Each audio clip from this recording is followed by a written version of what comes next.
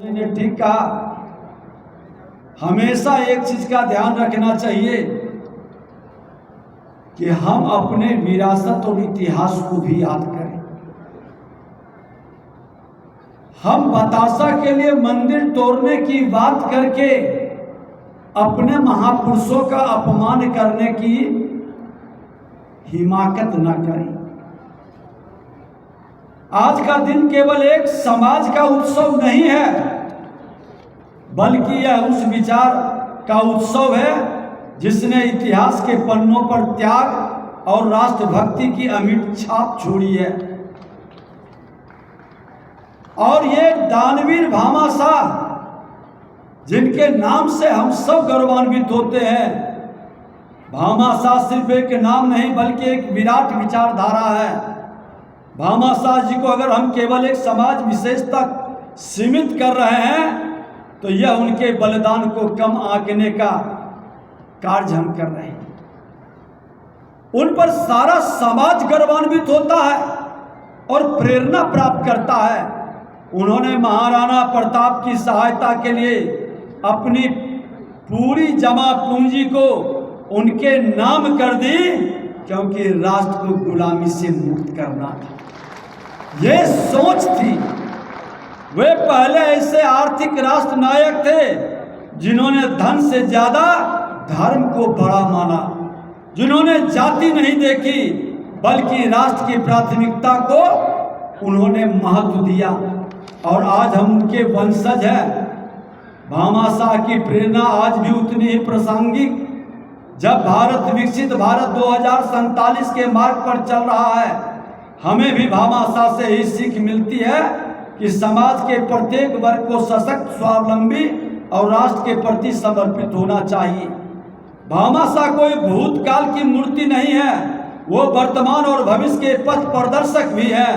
तेली समाज से मेरा आग्रह है कि आपका इतिहास संघर्ष और स्वाभिमान का इतिहास रहा है। आज भामाशाह के वंशजों से ये अपेक्षा है कि आप शिक्षा, व्यापार और प्रशासन में आगे बढ़ें, अपने बच्चों को कर्तव्य और नेतृत्व की शिक्षा दें और आने वाले बिहार को भामाशाह की भावनाओं से ओतप्रोत नेतृत्व देने का ताकत को आगे बढ़ाएं। बिहार सरकार और मैं स्वयं आप सभी को आश्वस्त करता हूं कि जिन विषय को लेकर के आप अपने विचार को रखे हैं, हमारी हर योजनाएं चाहे युवाओं के लिए हो, महिलाओं के लिए हो, छोटे व्यापारियों के लिए हो, आपके आत्मनिर्भर भविष्य के निर्माण में सहयोग होगी।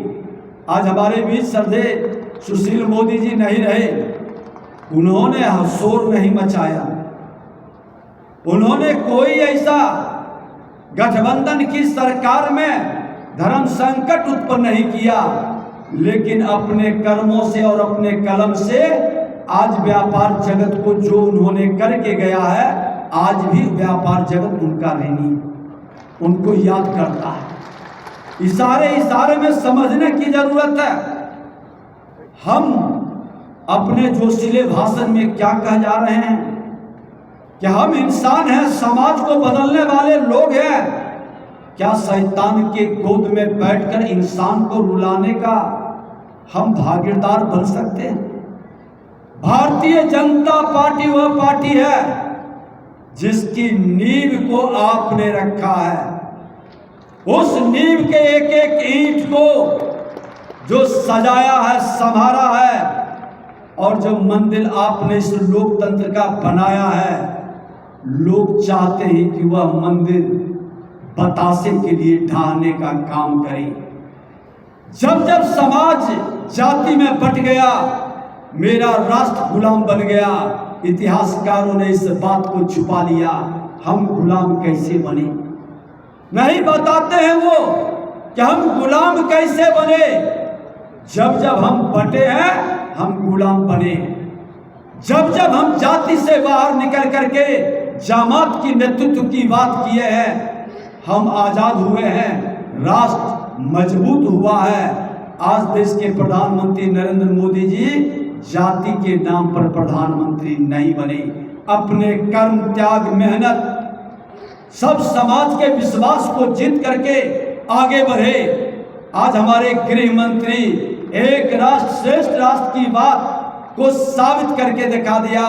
कश्मीर से कन्याकुमारी तक ये अपने कर्मों से आप उस कर्मशील योद्धा के संतान हैं और उनको मिल करके एक नए समाज बनाने का, एक वातावरण का माहौल खड़ा करने का और सशक्त समाज को, अरे आपकी तो ये क्षमता ताकत है कि आप अपने आसन से बैठकर 1000 को कन्विंस करने की क्षमता रखते हैं, समाज और राष्ट्र को बदलने की ताकत रखते हैं, और जिसके पास ताकत होती है उसे कोई नजरअंदाज नहीं करता है। आप बिहार के उस वातावरण को पूर्व सांसद महोदय ने ठीक कहा कि जरा याद कर ले, कैसे हम लोगों को घर के अंदर सिसकने के लिए विवश कर दिया गया था। व्यापार जगत में लोग पलायन के लिए क्यों विवश हुए थे, आज मीठी मीठी बातें कर रहे हैं, आकर्षण के फुलझड़ियां छोड़ रहे हैं, लेकिन जरा याद करिए नेचर सिग्नेचर बदलता नहीं है।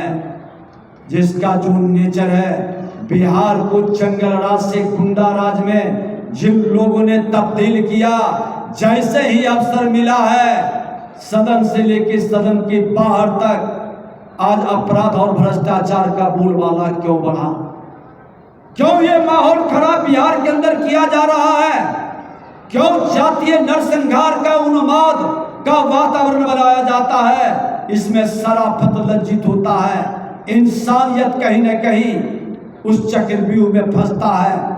हमको अपनी मांगों के लिए एकजुटता के साथ संघे शक्ति कलयुगे हम शक्ति बढ़ाएंगे, लेकिन अपनी शालीनता के साथ राष्ट्रभक्ति पर आंच आने नहीं देंगे। हम मानवता के शराफत और इंसानियत को लेकर के हम आगे बढ़ेंगे, हमें नजरअंदाज नहीं कर सकता, क्योंकि देश का और समाज के आर्थिक स्थिति को हम मजबूत करते हैं। हम रोजगार देने वाले, रोजगार सृजन करता है, हम समाज के अंदर बदलाव करता है, इसलिए हम अपनी बातों को बड़े ही जिम्मेवारी के साथ, कुछ लोग चाहते हैं कि अराजकता उत्पन्न हो, बिहार फिर से लौट करके वो जंगल राज के वातावरण में उसी चक्रव्यूह में फंस जाए जो जनता को भ्रमित कर करके सोने के चम्मच लेकर जन्म लिया है, जो चार्टर विमान पर बर्थडे मनाता है। क्या वह व्यक्ति आपके आंसू को पोंछेगा? क्या उस व्यक्ति के मन के अंदर, जिस व्यापार जगत के अंदर दहशत का माहौल खड़ा कर दे, जब चाहे जब जहां चाहे उसको उठा ले और अपहरण की सौदेबाजी अन्य मार्ग से करे, इस माहौल से हमको सजग रहना है। 2025 का चुनाव बिहार के भविष्य का चुनाव है, आने वाले बिहारियों के मान सम्मान का चुनाव है, और देश के प्रधानमंत्री नरेंद्र मोदी जी का संकल्प विकसित भारत के साथ विकसित बिहार बनाने के वातावरण को, आज संकल्प को सिद्धि तक पहुंचाने का चुनाव है। हम आग्रह करेंगे बड़ी जिम्मेवारी के साथ अपने अधिकार की बात को करते हुए राष्ट्र और समाज के हित में हम कोई भी ऐसा नारा या ऐसा कदम नहीं उठाएंगे जिससे मेरा बिहारी लज्जित हो, जिससे मेरा बिहार कमजोर हो, जिससे जंगल राज वाले लोगों को अवसर मिल जाए और गुंडा राज स्थापित करने का अपना हिडन एजेंडा को स्थापित कर दे। भारतीय जनता पार्टी कल भी आपका था, आज भी आपका है, कल भी आपका रहेगा।